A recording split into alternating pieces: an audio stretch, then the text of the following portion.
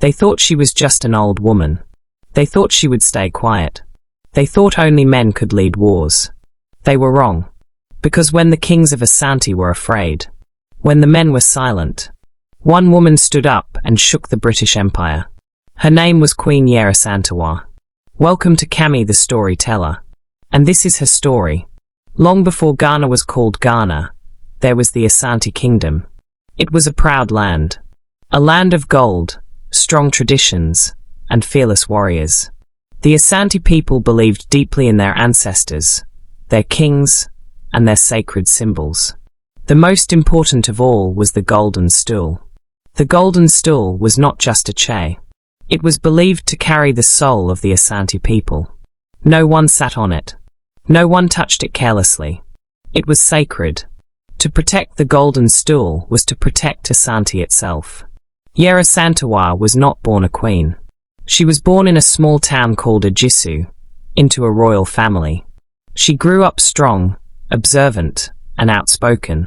She became a queen mother, a respected female leader who advised kings and helped choose rulers. She understood politics. She understood war. She understood her people.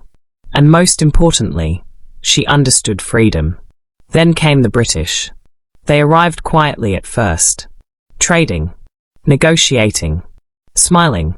But soon, they wanted control. They exiled Asante kings.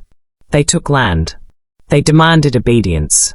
Then one day, the British governor made a terrible mistake. He demanded the Golden Stool. He said he wanted to sit on it. To the Asante people, this was not just an insult. It was a declaration of war. The Asante chiefs gathered. They talked. They argued.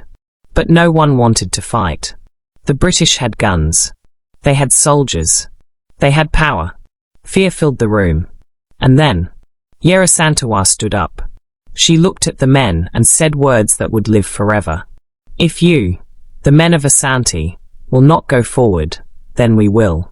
We, the women, will fight. We will fight till the last of us falls on the battlefield. Silence followed. Shame followed. Then courage followed. A woman had reminded them who they were. In 1900, war began. Yaa Asantewaa became the leader of the rebellion. She organized warriors. She planned attacks.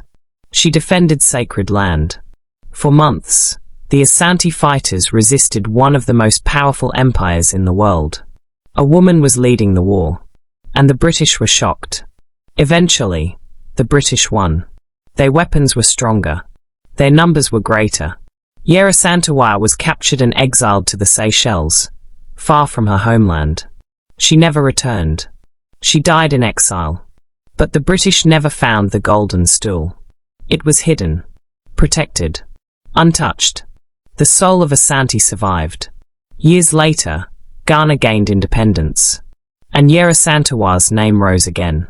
She became a symbol of resistance, courage, African womanhood, leadership. She proved that power is not about gender. It is about courage.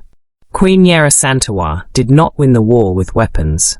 She won it with voice, courage, and conviction. And today, when people speak of fearless African queens, her name stands tall.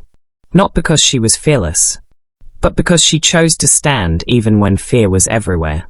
Thank you for listening to Cammy the storyteller. If you enjoyed the story of Queen Yaa Asantewaa, the woman who fought back, don't forget to like and subscribe for more interesting stories.